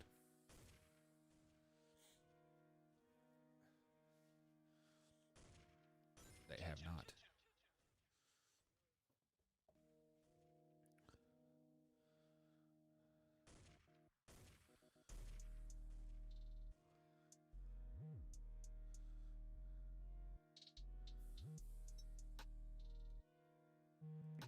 It's Atlanta. Everybody gets on track versus Atlanta. Everybody for the last quarter that gets on track versus Atlanta, right? But however, I think exactly what you said. I think the Giants might be the best 0-2 team out there. So with that being said, I'm taking the Giants in this one, and you can give Atlanta the points. You can give them up to 6 points for all I care. I think the Giants win by 10 this week. Then we are in the NFC North or the AFC North black and blue division here. The Bengals travel to Pittsburgh. Pittsburgh is a 4.5 favorite, but however, we don't know what Ben Roethlisberger's status is going into Sunday with that injured left pec. He doesn't know when he got it, but Tori, who are you taking? As of right now, I'm just assuming Big Ben's going to play. I'm taking the Steelers minus the points. I'm not confident in that pick.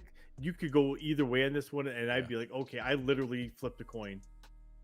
Yeah, the AFC North is probably the best or the most highly contested division from top to bottom. I feel. Yes, the Bengals will probably go only 4 wins this season, but after watching them the first couple weeks, they got an overtime win versus the Vikings, and they lost to the Bears. I think Joe Burrow is starting to get his footing back. So I'm picking the Steelers to win this game, but I'm picking the Bengals to cover. So I'm basically picking the Pittsburgh Steelers to win by 4 points or less in this game. Arizona Cardinals travel to Jacksonville to take on the Jaguars. 7.5 plus 7.5 for the Jacksonville Jaguars. Who do you got? I mean, it could be minus 15 for the Cardinals, and I would still take it the way that offense is playing. That defense is going to eat up Trevor Lawrence at home. It's going to be Cardinals easy. I say the Cardinals by 17. Really? Yep. This is my upset special of the week, Tori. I'm taking the Jacksonville Jaguars outright. Throw out all the points you want. The Jacksonville Jaguars beat the Arizona Cardinals this week. Traveling from West Coast to East Coast, it is tough. 70% of the time the team traveling from West to East loses that game. I think the Jacksonville Jaguars upset them big time. I mean, not big time, but it's a big time upset. So give me the Jacksonville Jaguars in this game. So Sunday afternoon games are starting to kick off now. The New York Jets travel to Mile High to take on the Denver Broncos. Broncos are favored by 11, Tori. 11. Wow. Yeah, I actually took the Jets in this one. Give me those 11 points. That's a big spread in the NFL, and I don't care if you're terrible or not. That's still a big spread. So I give me the Jets all day long, unless they think Zach Wilson's gonna, keep coming true to fruition on my prediction for him, and just maybe he'll be trashing out of the NFL after year one. So this is a problem that I have with this game, is that they're giving us plus 11, not a plus 11.5 or plus 10.5. It is plus 11. Can I get a push? Can I get a push on this game? Technically, you can. If they win by 11, it's a push. But there is no option here on pick'emores.com. But give me the Jets. Just like we said, Tori, 11 is a lot of points, man. Like, I don't care who you are. Next up, we have Miami traveling to Vegas. The Vegas Raiders are 3.5 favorite. Who do you got?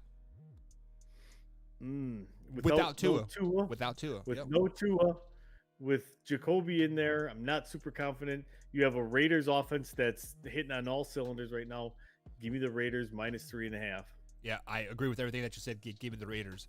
Now, possibly some of the games of the week here. 3 biggest games left on the Sunday schedule. The Bucks taking on the Rams. The Rams are favorite here, 1.5. Who are you taking, Tori? Basically, who is going to win this game? I took Tampa Bay. I'll be honest. Anytime I'm going to get Tampa Bay with Tom Brady and I'm getting points, I'm going to take it. Yeah. 100% out of 100% of the time. So basically, the only way that the Rams can win and the Bucks still cover if it's a 1-point game. I don't see a 1-point game. It's just, I mean, it's going to be Do 7 you or not? what? Do you really not?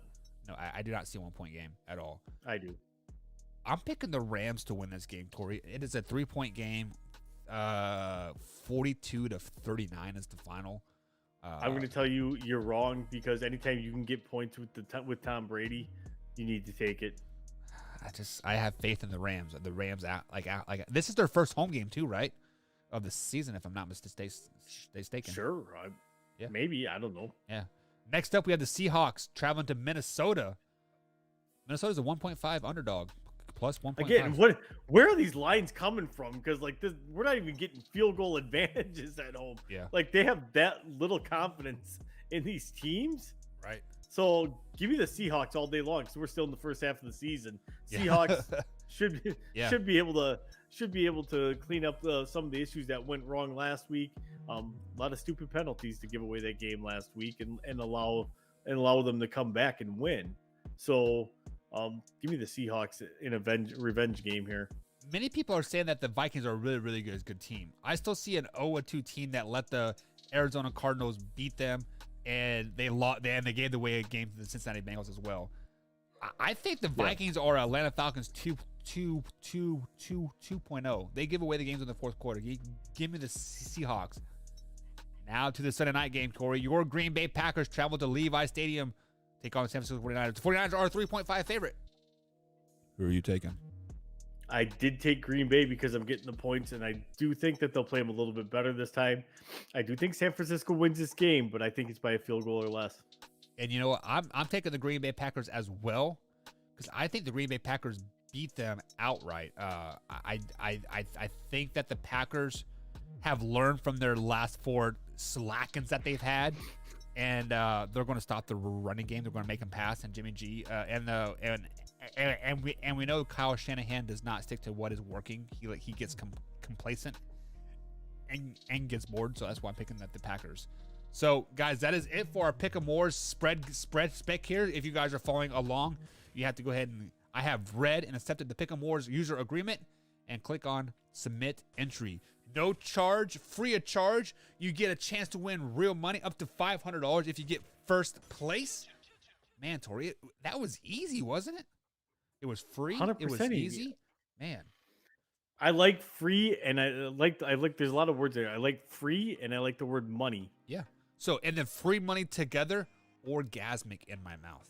Orgasmic Right. in my mouth. But Tori, we have reached the end of the week. Week is over. We're up against the time. We were going to read mean comments, but we don't got time for that. We'll So- wait. We can wait. We can wait and do those Sunday night. We can do this on a night. Send us out, big guy.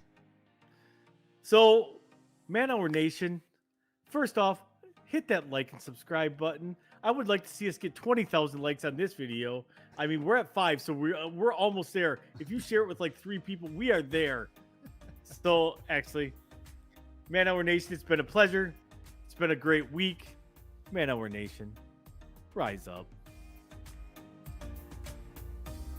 Upbeat music to end show.